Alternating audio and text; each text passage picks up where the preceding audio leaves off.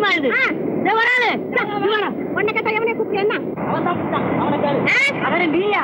ஆமா அவன் மகன் கூட அவன் சந்தா கூட உனக்கு சங்கத்துக்கு அவமானம். தலைவரா பார்த்து இந்த இடத்த பிடிச்சிட்டாரு. அவரு சொன்னா நாங்க வேற இடத்துக்கு போறோம். எங்க இருக்காரு உங்க தலைவர்? நானே கேட்கிறேன். உள்ள இருக்காரா? புடி புடி. நான் கேட்டு வர ரெண்டுல என்ன யாரு எங்க தலைவர்? யாரு எங்க தலைவர்? யாரு என்ன? நீயா? கைய விடுங்க. என்ன தைரியம் அவனுக்கு? கல்யாணம் ஆகாத பொண்ணு கைய தொடலாமா? கல்யாணம் ஆன பெண்ணத்தான் கைய தொடக்கூடாதுன்னு வாங்க. உனக்கு கல்யாணம் ஆவலியா? எனக்கு எவ்வளவு சந்தோஷம் தெரியுமா? விளையாடுறியா? இனிமேதான் ஆரம்பிக்கணும். கோபத்துல கூட உன் குய்யாப்பட மகன் எப்படி கோபப்படமா செவந்து அழகா இருக்கு தெரியுமா? ஐயோ வர்ணிக்கிறியாக்கும். ஏன் ஒப்பிக்கிறேன்? வர்ணனையை நான் கண்ணுல இருந்து ஆரம்பிக்கிட்டுமா? நான் கண்ணத்துல இருந்து ஆரம்பிச்சுக்கிறேன். ஐயோ அது காதலாகாதே, கலாட்டாவாயிடுமே. காதலா? யார் கேட்காது? எவர் கேட்காது? யார் பார்த்து அந்த வார்த்தை சொன்ன? இது வரைக்கும் நான் அந்த வார்த்தையை ஆம்பளைய பார்த்து சொன்னதில்லை. அப்ப என்ன பார்த்து சொல்றியா? நீ பொம்பளை தானே? என் கண்ணே பவளம். ஐயோ மறுபடியும் கைய என்ன மன்னிச்சிடு பவளம். அன்னைக்கு உன்ன அந்த ஆபத்தான கட்டத்துல அசுரன் சங்கப்பக்கிட்டு இருந்து நான் உன்னை காப்பாத்தினே. இந்த ஆண் அழகன் என்ன நீ மறந்துட்டியா? மறக்கலாமா? அன்னைக்கு நீ உன் வேறு விடியாரு என்ன வெட்டுறீங்க. அந்த வெட்டோட வேதனையினால எனக்கு பகல் தூக்கம் இல்ல, ராத்தூக்கம் இல்ல, திக்கு தெரியாம நான் திசை தெரியாம நான் தடுமாறிக்கிட்டு இருக்கிறேன். பவளம் பவளம் போய் என் இடத்துல கடையை போட்டேன்னு உங்ககிட்ட சண்டை போடலான்னு வந்து எப்படியோ என் மனசை மாத்திட்டியே. சாமர்த்தியமான ஆளுதான் நீ. நான் தான் சங்க தலைவராச்சே. எப்ப கல்யாணம்? அதுக்குள்ளவா? என்ன அது திடுக்குன்னு ஒரு வார்த்தையை சொல்லிட்டேன். ஏன் இதுக்கும் தீர்மானம் போட்டு நிறைவேற்றுறதுக்கு ஒரு சங்கம் இருக்குதா? எப்ப கல்யாணம்? இத பாரு, ஆக்க பொறுத்தவன் ஆற பொறுக்கணும். இன்னும் ஆக வேண்டிய காரியம் எவ்வளவோ இருக்கு. என்னால ஒரு நிமிஷம் கூட தர முடியாது. கொஞ்சம் தள்ளி போட்டேன், அப்புறம் இந்த உடம்புல உயிர் இருக்கவே இருக்காது. சம்மதம் சொல்லு சொல்லு, சம்மதம் சொல்லு சொல்லு. சரி சம்மதம் தான். பவளம் பவளம். தலைவர் பொன்வண்டி, தலைவி பவளம், தலைவர் பொன்வண்டி, தலைவி பவளம், தலைவர் பொன்வண்டி, தலைவி பவளம். நிறுத்துங்கடா. இந்த சங்கத்துல நிறைய ஓட்டை இருக்குது. முதல்ல அதை அடைக்கணும். அதை நான் ஆமோதிக்கின்றேன்.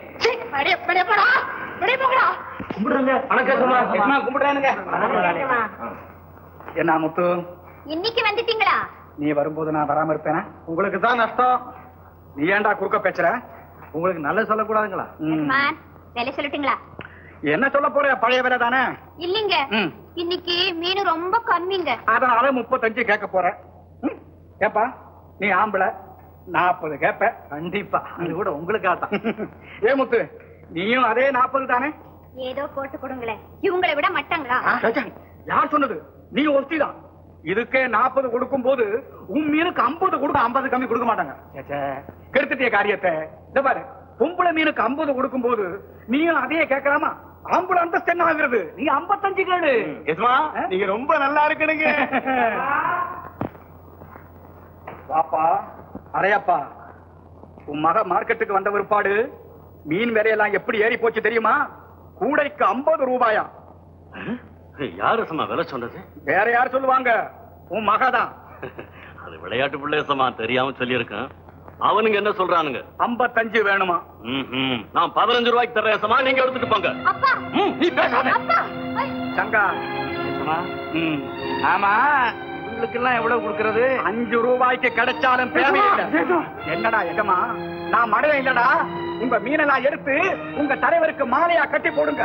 அவரே கையை தட்டிப்பாரு, நீங்க உங்க வயிற்றை தட்டிக்குங்க.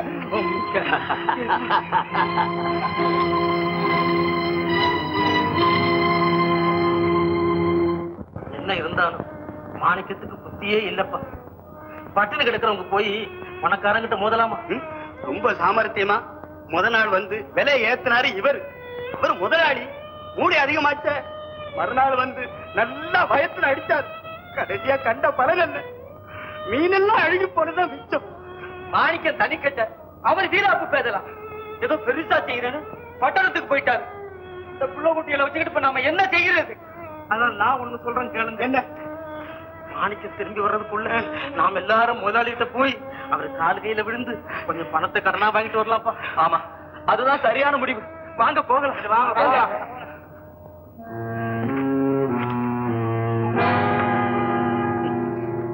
என்னப்பா பாத்துட்டு இருக்கீங்க? கை நாட்டு போட்டு பணத்தை வாங்கிட்டு போங்க. போடுங்க போடுங்க.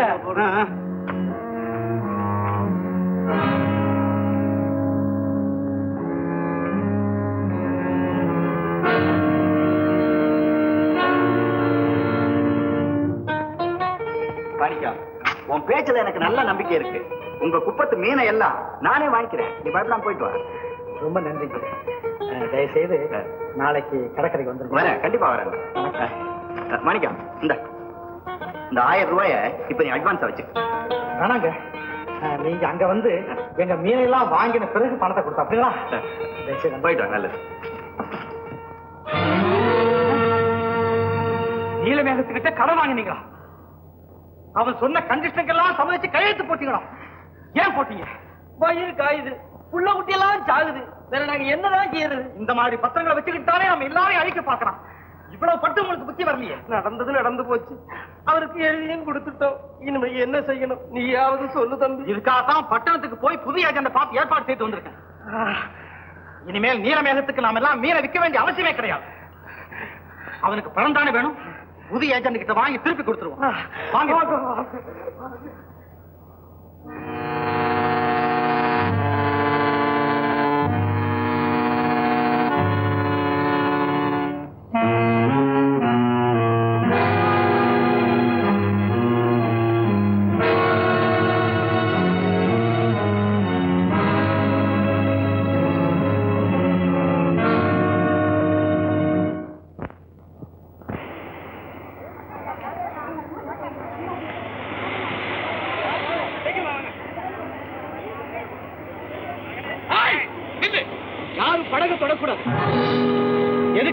எதுக்காகவா?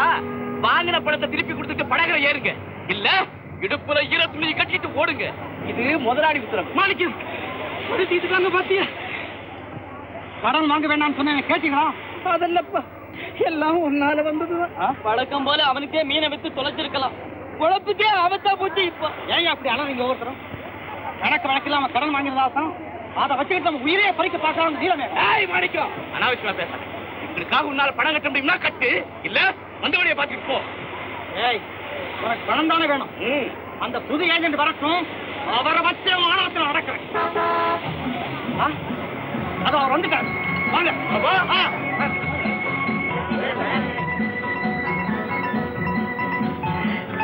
வாங்க வாங்க, உங்களுக்காக தான் காத்துக்கிட்டு இருக்கோம். நல்ல சமயத்துல வந்தீங்க. இவங்க தான் நம்ம புதிய ஏஜென்ட்.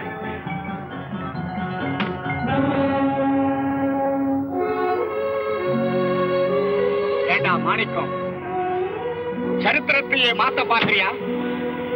முதலாளிங்களுக்குள்ள என்னைக்குமே போட்டி வராதரா? கேட்டீங்களா? இவங்களுக்கு இருக்கிற இந்த புத்தி நமக்கெல்லாம் இருந்தா, அவன் பேச்ச கேட்டா அவன் கூட போங்க. படக ஒரு பயம் தொடக்கூடாது. ஜாக்கிரதை.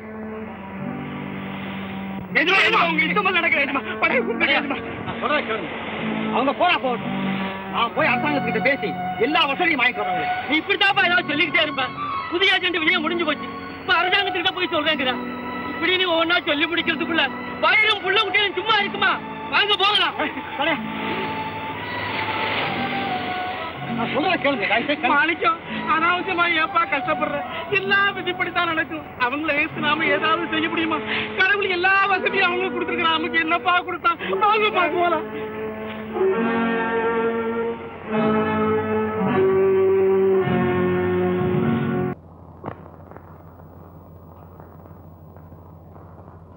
நீங்கதான் மாணிக்கமா? ஆமாங்க, பார்த்தேன். குறைகள் எல்லாம் படிச்சு பார்த்தீங்களா? படிச்சு பார்த்தேன். ரொம்ப நியாயமா தான் தெரியுது. அரசாங்கம் படகோ கடனோ எந்த உதவியும் செய்யறதுக்கு தயாரா இருக்காங்க. ஆனா இப்படி தனிப்பட்ட முறையில ஆளுக்கு ஆளு வந்து எந்த உதவியும் கேட்டு பெற முடியாது. உங்க குப்பங்கள் எல்லாமே ஒண்ணு சேர்ந்து மனு எழுதி கொடுத்தா தான் நானும் மேலிடத்துல சிபாரிசு பண்ணி வேணுங்கிற உதவியை வாங்கி தர முடியும். அது அவ்வளவு சீக்கிரமா நடக்கக்கூடிய காரியம் இல்லைங்களே. ரொம்ப சிரமமாச்சுங்களே. நீங்களே இப்படி சொன்னா நாங்க என்ன செய்ய முடியும்? உங்க பேச்ச கேட்டா நல்லா படிச்சவர் போல தோணுது. அதனால நீங்க தான் முயற்சி பண்ணி எல்லாரையுமே ஒண்ணு சேர்க்கணும். கூட்டு வளர்ந்தா தானே கூட்டுறவு. உங்களுக்குள்ளேயே ஒத்துமை இல்லைன்னா எந்த உதவியும் கிடைக்காது. இது நிச்சயம். சரிங்க, என்னால கூடிய மட்டும் முயற்சி பண்ணி பாக்குறேங்க. ரொம்ப நன்றிங்க. வணக்கம்.